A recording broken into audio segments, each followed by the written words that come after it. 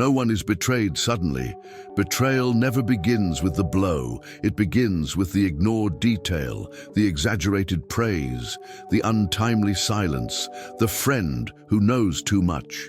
The problem is that most people have been trained to see relationships through the filter of ideals, not reality.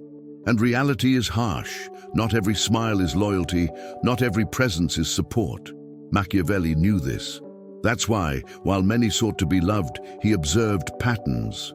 Because it's better to be feared than loved when love blinds and lucidity protects. There's a comfortable lie that almost everyone believes, that good intentions are enough to maintain good relationships. They aren't. Politics guided by reality, not ideals, teaches that people act out of self-interest, neediness, fear and ambition, not because of pretty speeches. The end justifies the means, and the means most used by traitors is emotional camouflage. They don't attack head-on. They get close. They flatter. They help, until the day the cost of your existence becomes greater than the benefit. The good news is that there are signs, silent, almost invisible signs that appear long before the fall. Strange reactions to your success, discomfort with your limitations, excessive interest in your life. Machiavelli didn't hunt traitors. He let them reveal themselves. And when you learn to see these patterns, something changes. You stop being surprised. You stop justifying yourself. You stop being used. The power returns to you. In this video, you will learn the same signs that have spanned centuries, applicable today to your life, your relationships, and your decisions. If something inside you awakened while listening, don't ignore that feeling. This channel isn't about videos, it's about memories. Remember who you were before the fear, before the exhaustion, before the silence. Each new video here is a different reflection of your own soul. An invitation to understand what the world never taught you. The power you seek outside has always been within you. If you feel that this journey speaks to what lives silently within you, sign up now. Not to follow yet another creator, but to reconnect with something the world tried to make you forget. Because here, every word was made to heal, each reflection to awaken, and each video serves as a reminder. You are not alone on the path back to yourself. Click on subscribe and turn the algorithm into a daily reminder of who you really are. The flatterer always appears with an easy smile and automatic agreement, as if saying, "That's it," even before you finish the sentence. He intuitively understands that vanity is a wide-open door when politics is guided by reality, not ideals. And in this game, the appearance of virtue is worth more than the real intention. He praises too much, laughs too loudly, agrees too quickly, and that too much is the signal. Machiavelli already warned that when praise becomes a habit, it ceases to be recognition and becomes a tool. The end justifies the means, and the flatterer's favorite means is to inflate the ego of others to reduce vigilance. He observes where you seek validation and touches exactly there, like someone tuning an instrument. In public, he exalts you. In silence, he measures you. He is the type who prospers while virtue seems stable, but disappears when fortune turns. And he disappears without warning because his loyalty was never to the man, it was to status. In practice, this archetype reveals itself when the tide goes out. While you grow, the flatterer multiplies. When you stagnate or lose position, he evaporates. Better to be feared than loved, said Machiavelli, because love bought with flattery doesn't survive the first fall. Observe, when you cease to be useful, he gets busy, responds less, disappears from photos and conversations. This is not by chance, it's calculation. He avoids being hated, so he never breaks off the relationship. He only withdraws with theatrical politeness.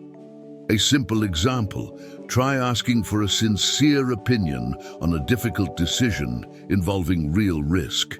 An investment that could go wrong, a career change, cutting privileges. The flatterer changes the subject, returns to the praise, avoids the content. He doesn't want to help, he wants to maintain access. His own loyal armies demand frankness. Flatterers only know how to march when victory is certain. The attentive mentor teaches that dealing with the flatterer is not about confrontation, but about observation. Calculated use of force here means reducing emotional exposure and testing reactions. Lower the stage, cut public victories, talk less about plans and more about processes. Decisions based on real human nature require coldness. Those who depend on your brilliance cannot tolerate your shadow.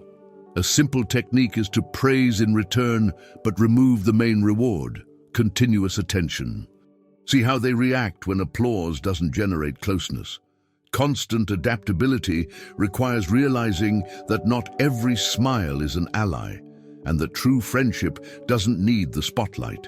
When the conversation becomes quieter and the flatterer begins to move restlessly, something is revealed. And it is precisely in this discomfort that the path opens to understanding the next archetype, the one who doesn't flatter, but creates fires to remain indispensable. The architect of crises doesn't enter your life with praise, but with problems. He always arrives at the limit, always in chaos, always just needing one more push. At first glance, he seems vulnerable, almost worthy of compassion. But politics guided by reality, not ideals, teaches us to look at patterns, not isolated stories. And the pattern here is clear. The crisis never ends. Machiavelli knew that those who thrive on chaos need to keep it alive. The end justifies the means, and the means for this archetype is to occupy your time, your energy, and often your resources, while offering little or nothing in return. He feeds on your virtue, your ability to act, solve, sustain. While draining your emotional fortune, there's always an urgency, a new drama, an imminent collapse. And curiously, he flourishes when you are strong. The most telling sign emerges when the situation is reversed.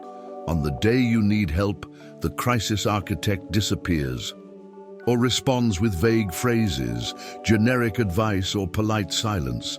Better to be feared than loved, because those who only love while receiving don't maintain their presence when the cost appears. They avoid being hated, so they never say no directly. They simply don't show up. A simple test: reduce your availability for a week. Say you're focused on resolving something important. Observe the reaction. Some become anxious. Others create even bigger emergencies to pull you back. Your own loyal armies respect boundaries. Emotional parasites test them. In practical life, this appears in friendships where people only call to complain. Relatives who only contact you when they need money. Colleagues who only ask for favors. When you don't solve problems, you lose value. Neutralizing this archetype requires the calculated use of emotional force. It's not about abandoning, it's about redefining the role. Stop being the automatic savior. Offer guidance, not execution. Instead of "I'll solve it," say, "What have you tried?" Decisions based on real human nature recognize that those who grow dependent on your effort don't want autonomy, they want access. A practical example: if the person always asks for financial help, replace it with structural help, such as recommending a simple personal organization book, a free basic course, or a list of steps to get out of the problem. Observe if they apply it, or if they come back asking for more. Constant adaptability lies in realizing that some relationships only survive while you carry the weight. When you let go, something changes. And it is at this point that the third archetype emerges, more silent, more dangerous, the one that neither asks nor praises, but corrodes little by little, smiling. The subtle saboteur is the most difficult to identify because he never seems like an enemy. He presents himself as someone concerned, realistic, too sincere. His praise always comes with a hidden barb, a discreet but, an unnecessary warning. In politics guided by reality, not ideals, this type of language is a classic sign of indirect attack. Machiavelli understood that true danger rarely comes in the form of open confrontation. It infiltrates with the appearance of virtue. The end justifies the means, and the means here is the slow erosion of your confidence and your image. The saboteur doesn't tear down walls, he creates cracks. Little by little, he plants doubts, relativizes your achievements, and frames your mistakes as character traits. All this with a calm, almost fraternal tone. This archetype operates with plausible deniability. If confronted, it immediately retreats. You misunderstood. I only wanted to help. I said it for your own good. It's better to be feared than loved, because those who fear measure their words. Those who feel secure in them use them like blades. Observe how it speaks of you when you're not present, always with an air of confidence, always concerned about your future. Avoiding being hated is its central strategy, so it never attacks head-on. A common example, someone says in public, "He's brilliant, he just needs to control his temper," or "She's great, but sometimes she loses her composure." The phrase seems like praise, but it reconfigures collective perception. Its own loyal armies defend its reputation when you're not around. The saboteur negotiates it in silence. Dealing with this type of person requires calculated use of verbal force. The wise mentor teaches the mirror of emptiness. Return the conversation with simple and direct questions. What exactly did you mean by that? Or can you explain this concern better? Decisions based on real human nature show that those who sabotage depend on ambiguity. When forced to be clear, they expose themselves. Reduce access to sensitive information, projects, and vulnerabilities. Constant adaptability demands less emotional transparency. A practical exercise. Share the same positive news with different people and observe how each one reacts. The saboteur rarely celebrates, they warn. When you notice this pattern, something clicks internally. And from there, the mind begins to demand more objective criteria to separate allies from risks. The perfect terrain to enter tests that reveal false friends without direct confrontation. The first test is simple, elegant, and profoundly revealing. Sharing good news, not an exaggeration, not a boast, just a real breakthrough. In politics guided by reality, not ideals, spontaneous reactions speak louder than long speeches. Machiavelli knew that the joy of others is a cruel mirror, because it reveals the place you occupy in the other person's emotional hierarchy. The end justifies the means, and here the means is silent observation. When someone truly cares for you, the reaction is immediate, light, almost childlike. The false friend, however, takes his time, rationalizes, changes the subject, or responds with mechanical enthusiasm. It's not declared envy, it's poorly disguised discomfort. And this discomfort often leaks out in micro-expressions, long pauses, and misplaced comments. An attentive mentor teaches you to observe the body, not the words. A forced smile, tense eyebrows, a short, cool, all of this speaks volumes.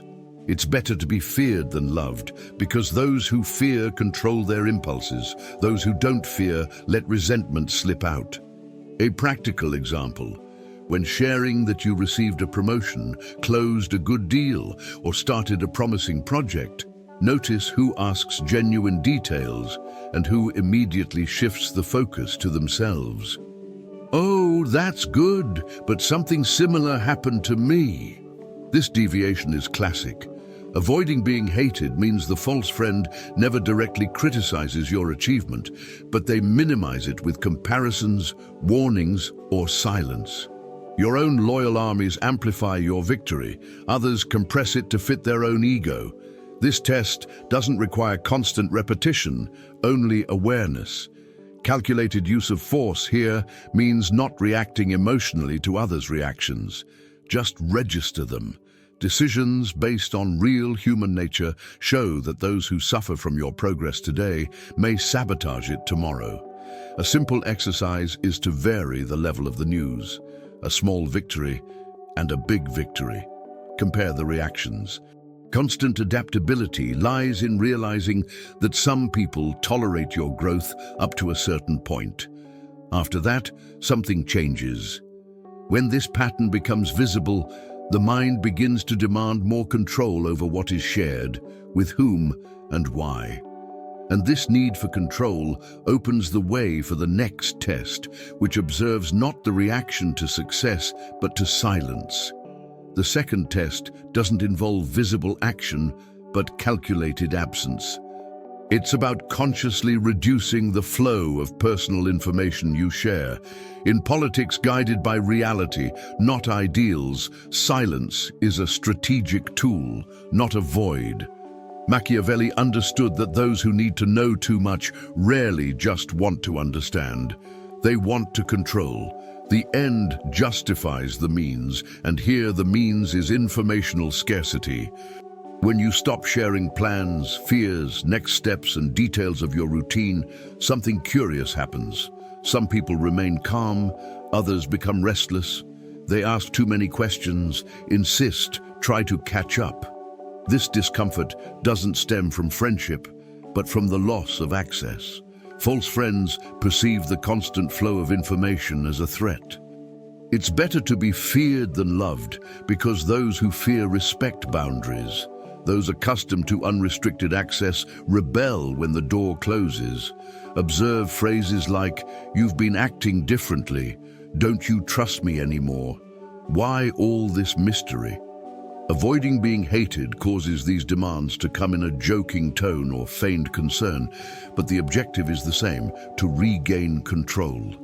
A practical example is simple. Stop discussing your future projects and only talk about what's already completed. See who accepts it and who insists on knowing what comes next. Your own loyal armies walk beside you without demanding maps. The calculated use of force in this test is to maintain silence without over-justifying. Decisions based on real human nature show that those who depend on your exposure to feel safe do not respect your autonomy. A practical exercise is to answer invasive questions with neutrality. "I'm still evaluating. I prefer to talk about this later. When the time is right, you'll know." Constant adaptability requires comfort with the unspoken. Observe who reacts with maturity and who shows irritation, anxiety, or irony. These reactions don't lie. And when you learn to measure people by how they deal with your invisible boundaries, the desire to test visible boundaries naturally arises, saying no. That's when the next test proves decisive. The third test is direct, uncomfortable, and extremely revealing. The ability to say no. Not an aggressive or definitive no, just a clear limit in the face of a reasonable request. In politics guided by reality, not ideals, the reaction to a limit is worth more than 1,000 declarations of friendship. Machiavelli understood that real power begins when someone accepts their autonomy without emotional punishment. The end justifies the means, and here the means is deliberate absence. When you withdraw, even for a short time, the false friend feels betrayed, not because they needed you, but because they counted on your automatic availability. This test doesn't measure affection, it measures the expectation of possession. True allies adjust plans, respect boundaries, and move forward. Others react with disguised frustration, irony, or strategic silence. It's better to be feared than loved, because those who fear boundaries respect them. Those who feel they own them try to break them. Observe phrases like, "Okay, I'll manage," said with excessive weight, or subtle changes in behavior after a refusal. Avoiding being hated causes the false friend to not confront directly, but to internally register an emotional debt. Self-reliant and loyal allies understand that momentary absence is not abandonment. A practical example: refuse an invitation, a favor or help that you would normally accept. See who reacts with maturity and who turns it into drama or withdrawal. The calculated use of force here means not compensating for a no with lengthy justifications or blame. Decisions based on real human nature show that those who demand detailed explanations to respect a limit do not respect the limit. They only tolerate it when it suits them. A simple exercise is to keep the negative short and firm. I can't right now, not this time. I'll need to prioritize something else. Constant adaptability requires detachment from the image of being always available. When you observe those who remain stable, even when you're not useful, something becomes clear internally. And this clarity naturally leads to thinking not only about tests, but about strategies. Conscious ways to neutralize risks without direct confrontation. This is where silent tactics come in. The first tactic doesn't require confrontation, speeches, or abrupt distancing. It requires self-control. The grey rock consists of becoming emotionally uninteresting to those who feed on reactions. In politics guided by reality, not ideals, whoever controls their own emotions controls the game. Machiavelli knew that provocation is a form of disguised command. Whoever overreacts relinquishes control. The end justifies the means, and here the means is strategic neutrality. The false friend provokes with exaggerated praise, subtle criticism, or recurring dramas, expecting an emotional response.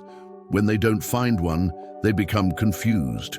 The grey rock doesn't shine, doesn't argue, doesn't explain itself. It simply exists, stable, predictable, and unrewarding for psychological games. Applying this tactic is simpler than it seems, but it requires discipline. It's better to be feared than loved, because those who fear silence respect it. Those who love reaction abandon it when it ends. Short answers, neutral tone, absence of personal details. Instead of engaging in debates, say, "I understand, maybe, I'll think about it." Avoiding being hated doesn't mean pleasing. It means not offering ammunition. A practical example: if someone insists on provoking insecurity, "Are you sure this will work?" Answer with, "We'll see," and change the subject. Your own loyal armies don't require constant emotional performance. Parasites do. The grey rock naturally filters out those who stay out of respect and those who leave out of boredom. The calculated use of force in this tactic means resisting the impulse to justify oneself. Decisions based on real human nature show that excessive explanation is an invitation to interference. A simple exercise is to observe how many times you feel the urge to prove something and choose not to. Constant adaptability requires awareness. You don't need to be cold to everyone, just selective.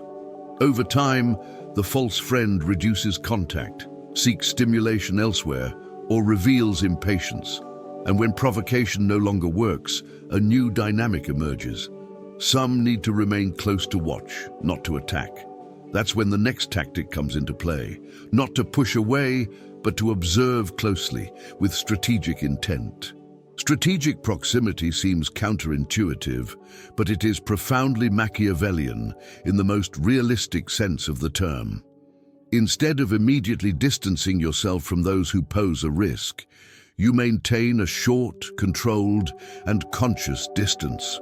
In politics guided by reality, not ideals, not every enemy should be expelled, some should be observed. Machiavelli understood that distancing yourself too early can transform a nuisance into an active threat. The end justifies the means, and here the means is vigilance. Keeping close doesn't mean trusting, but seeing. You reduce emotional intimacy, but preserve functional contact. Thus, the game remains visible, not underground. It's better to be feared than loved, because fear is born from controlled unpredictability. When you are close, yet opaque, the false friend doesn't know where he's stepping. Avoiding being hated in this case means maintaining cordiality without giving anything away. A practical example. In the professional environment, treat everyone with impeccable politeness, but share only public or deliberately irrelevant information. Feed neutral, incomplete, or already outdated versions of plans. Your own loyal armies don't need false trails. Opportunists, however, get lost in them. Observe who tries to cross-reference information, confirm with third parties, or check details. Excessive curiosity betrays intent. The calculated use of force here is the engineering of access. Decisions based on real human nature show that those who wish to harm need data. Withdraw data, maintain presence. A simple exercise is to discreetly vary the information shared with different people and observe how it circulates. Constant adaptability requires coldness. It's not about lying for pleasure, but about protecting the core. Over time, patterns emerge. Who distorts, who anticipates, who reacts prematurely. And when these reactions appear, the mask falls on its own.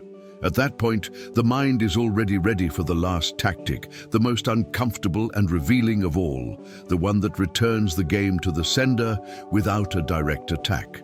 The mirror of emptiness is the tactic that ends games without raising a voice. It doesn't attack, doesn't accuse, doesn't confront, it exposes. In politics guided by reality, not ideals, few things are more disconcerting than being forced to explain one's own intentions. Machiavelli understood that ambiguity is the preferred weapon of those who manipulate. When the light shines, power dissolves. The end justifies the means, and here the means is the right question at the right moment. When someone launches a veiled aggression, a disguised criticism, or a strange concern, the mirror of emptiness calmly replies, "What did you mean by that?" Without irony, without emotion, just clarity.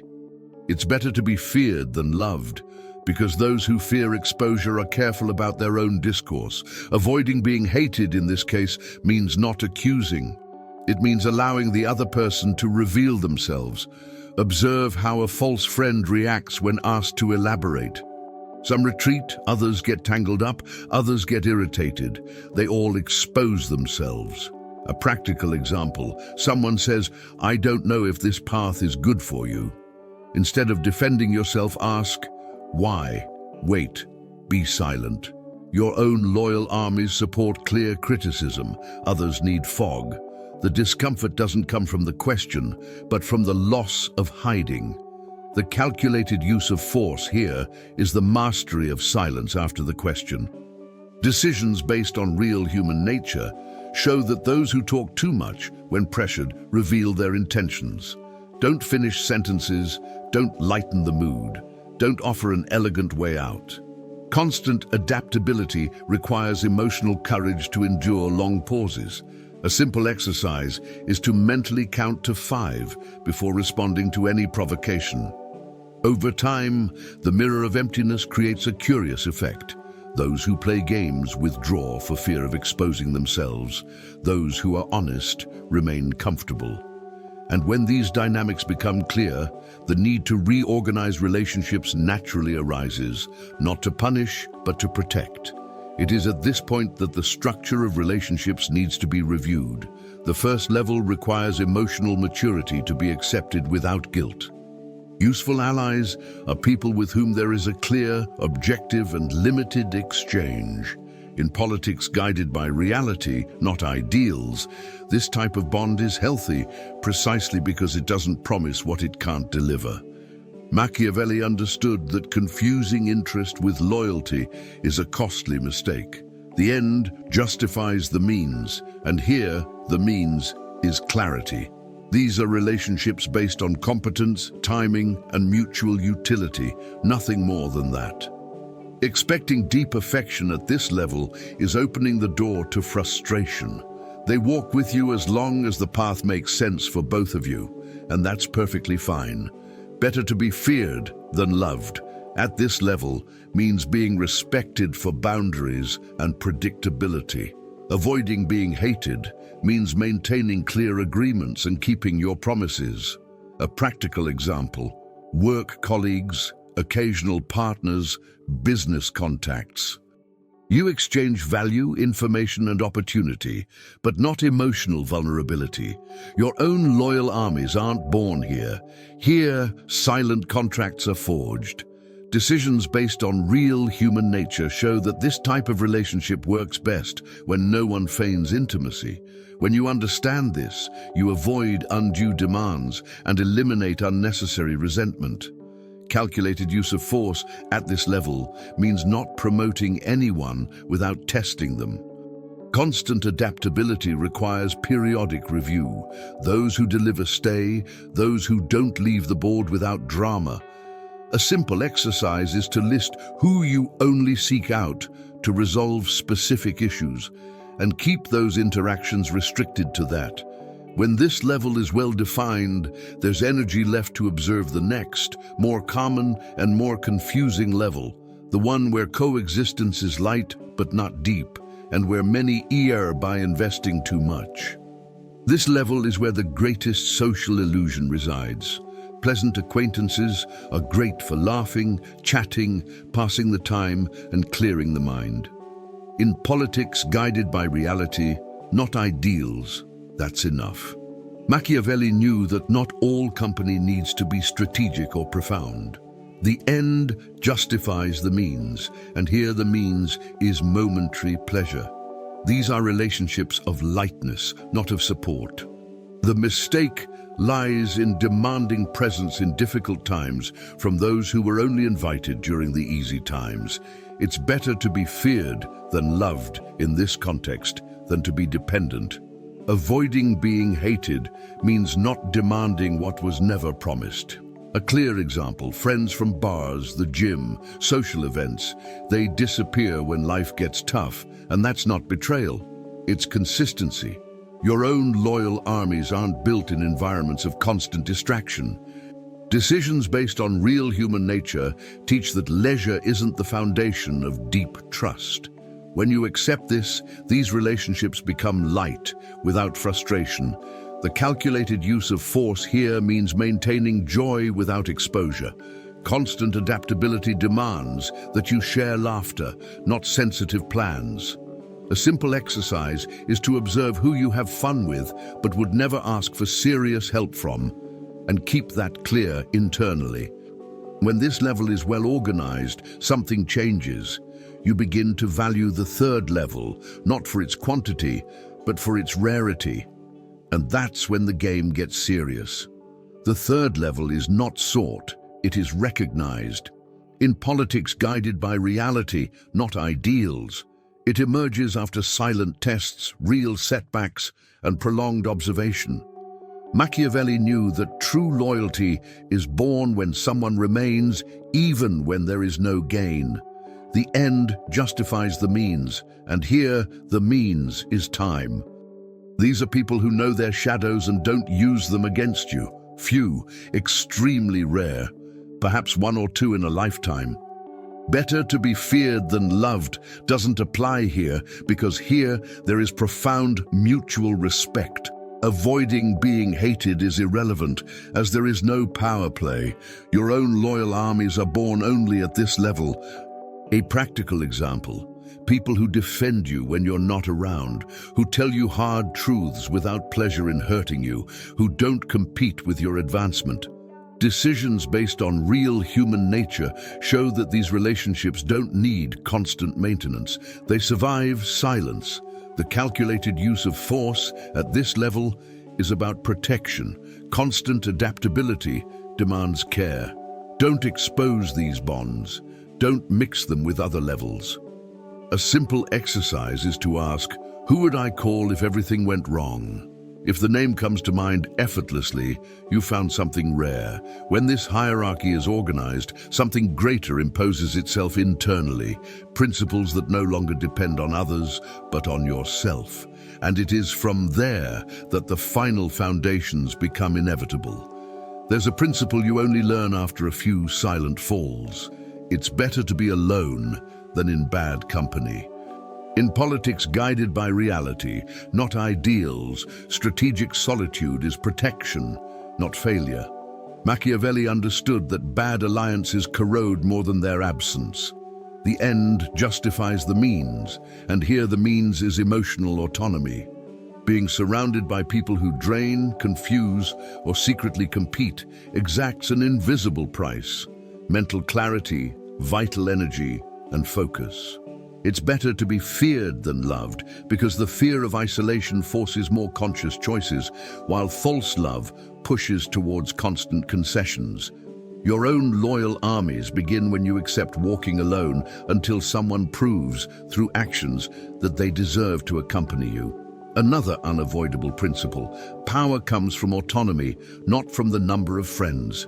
Decisions based on real human nature show that crowds are volatile, while individuals of integrity are rare. Avoiding being hated should never cost you your inner consistency. A practical example is learning to solve problems without immediately asking for opinions, making small decisions alone, testing paths before announcing them. Read less generic advice and more authors who talk about personal responsibility, strategy, and character. Books like Machiavelli's The Prince, Napoleon Hill's Think and Grow Rich, or even biographies of leaders who survived decisional isolation. Constant adaptability is born when you don't depend on applause to act. Finally, there is the most uncomfortable and liberating principle: self-reflection. Healing the internal wounds that attract parasites is an act of silent power. Those who excessively seek external validation signal vulnerability, and the world responds by exploiting it. Calculated use of force here means eliminating the need to be seen, approved, or saved. Protect your energy only for those who deserve it, and this begins by protecting it from yourself, from your own unexamined needs. A simple exercise is to ask yourself in each relationship, what in me maintains this?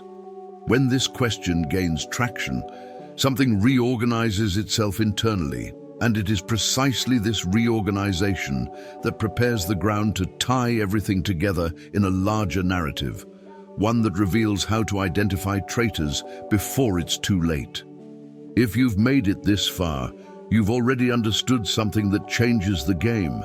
Betrayal isn't bad luck, it's misinterpretation. When you start observing patterns instead of stories, everything reorganizes itself. People cease to be emotional enigmas and become predictable behaviors, and that's exactly what Machiavelli taught, even without saying it aloud. Decisions based on real human nature protect more than any good intention. It's better to be feared than loved when love demands blindness. It's better to be alone than surrounded by people who demand access to your energy without deserving it. Now, the inevitable question is, what will you do with this knowledge? Will you continue over-explaining, over-exposing yourself, trying to be understood by those who only want to take advantage? Or will you apply little by little the calculated use of force, strategic silence, a clear hierarchy of relationships, and emotional autonomy? Power doesn't come from the number of people around you, but from your ability to choose who stays. Your own loyal armies don't appear by chance. They are built with discernment, time, and courage. So reflect honestly, who has access to your life today without having passed any tests? Who do you keep around for fear of seeming cold, ungrateful, or lonely? And who would truly be by your side if everything went wrong tomorrow? If these questions bother you, it's because they work. Now apply them, observe, adjust, cut the excess. And if you want to continue learning to see the world with more clarity, strategy, and quiet power, subscribe to the channel and activate notifications. Here, you don't learn to please. You learn not to be used.